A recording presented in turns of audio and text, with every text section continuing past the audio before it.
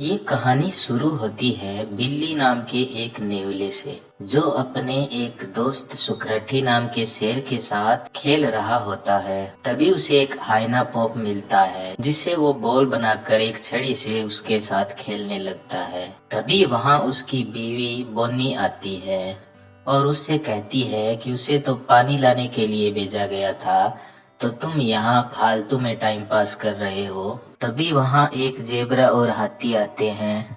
वो उससे कहते हैं कि इस साल अभी तक पानी नहीं आया है, बाकी इस समय तक हमेशा पानी आ जाता था, पर पता नहीं क्या हुआ है, अब की बार पानी नहीं आया है। तभी सीन चेंज हो जाता है।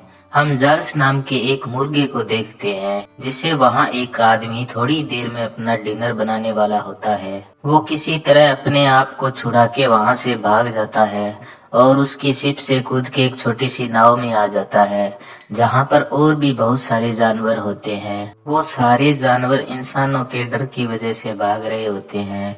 उन्हें अब एक ऐसी जगह की तलाश होती है जहाँ अभी तक इंसान ना पहुँचे हो। तभी एक बूढ़ा कछुआ बोलता है कि वो एक ऐसे जंगल को जानता है जहाँ अभी तक इंसान नहीं पहुँचे हैं। तो मुर्गा उनसे बोलता है कि वो उस जगह तक जाने में उन सब की मदद करेगा, और वो सब उस जगह की तलाश में निकल पड़ते हैं। उधर वो हाथी भी बिल्ली से कहता है कि अब तो हमारे पास खाने का स्टॉक भी धीरे धीरे खत्म हो रहा है, और छोटे छोटे जो तालाब है उनमें पानी भी सूखता जा रहा है, और अगर ऐसे ही हालात बने रहे तो हमारा जीना भी मुश्किल हो जाएगा।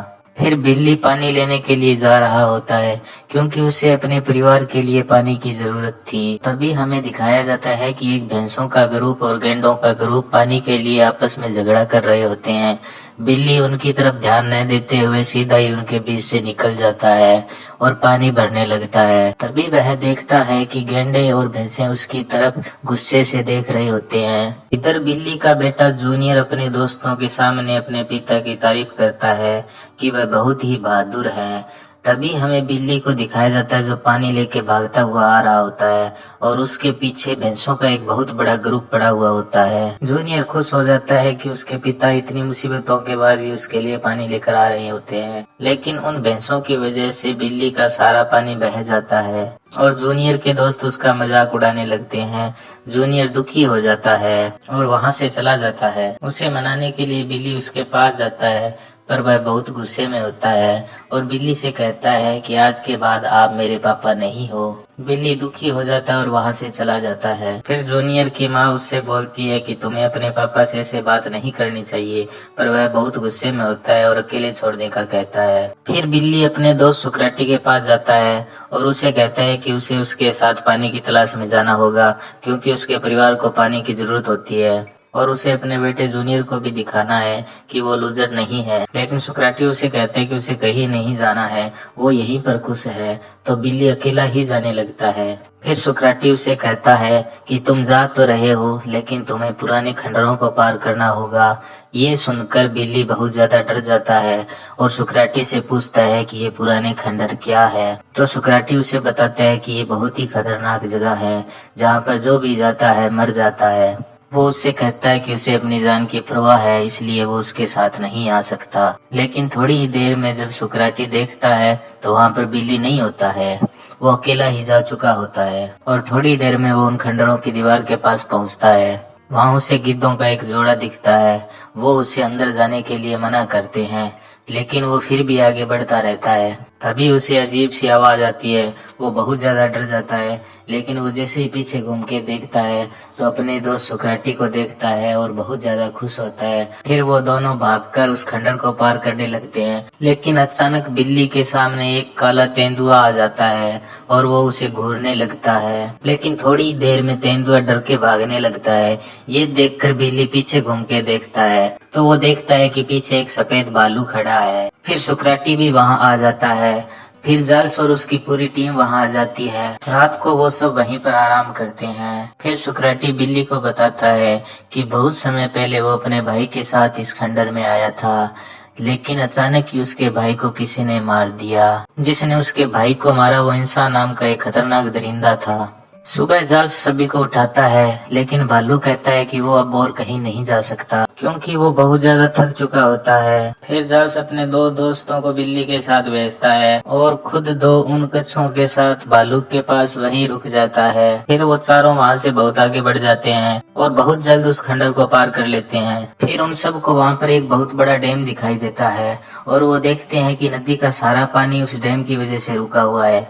फिर वो कैसे ही करके उस डैम के ऊपर जाते हैं और तो देखते हैं कि वहाँ पर नदी का सारा पानी किसी ने कैद करके रखा हुआ होता है। वहीं डैम के पास में पैराडाइज नाम का एक होटल होता है, जहाँ पर आज कई देश के बड़े बड़े लोग मीटिंग अटेंड करने के लिए आए हुए होते हैं। होटल का मालिक अपने पालतू बंदर टेटो से उन सब का वेलकम करवाता है। फिर एक बोट की सहायता से वो चारों होटल तक पहुँच जाते हैं।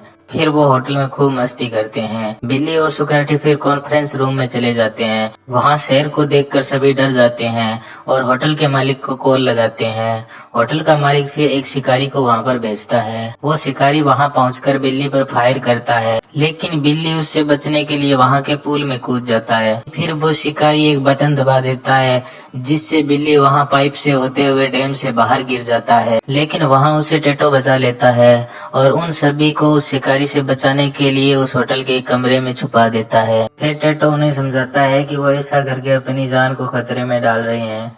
तो बिल्ली उनसे कहता है कि वो यहाँ पानी के लिए आए हैं और उनके परिवार को पानी की बहुत ज्यादा जरूरत है। फिर टेटो उनसे कहता है कि हमें डैम के सारे दरवाजे खोलने पड़ेंगे, तभी पानी जंगल तक जा पाएगा। फिर वो उन सभी को साथ में डैम के मोटर रूम में लेके चले जाता है। फिर बिल्ली डैम के गेट खोलने की कोशिश करता है, लेकिन तभी वहाँ वो शिकारी आ जाता है और सुकराटी को शूट करके बेहोश कर देता है। तभी बिल्ली से एक बटन दब जाता है, जिससे वहाँ का एक गेट खुल जाता है, जिससे वो पानी के बहाव के साथ बहते हुए डैम से बाहर गिर जाते हैं। लेकिन तभी वो शिकारी उस दरवाजे को बंद कर देता है और अपनी जीप लेकर उनका पीछा करता है और उन्हें मारने की कोशिश करता है, लेकिन जार्स उन 2 कछुओं की मदद से उसकी जीप को पलट देता है। इधर सुकराटी को उन लोगों ने एक पिंजरे में कैद करके रखा हुआ था और वो उसे एक जू को बेचने वाले होते हैं। फिर जार्स उनसे कहता है कि हमें जंगल के सारे जानवरों को इकट्ठा करना चाहिए और इस डैम को तोड़ देना चाहिए। फिर वो सारे वापस जंगल में जाते हैं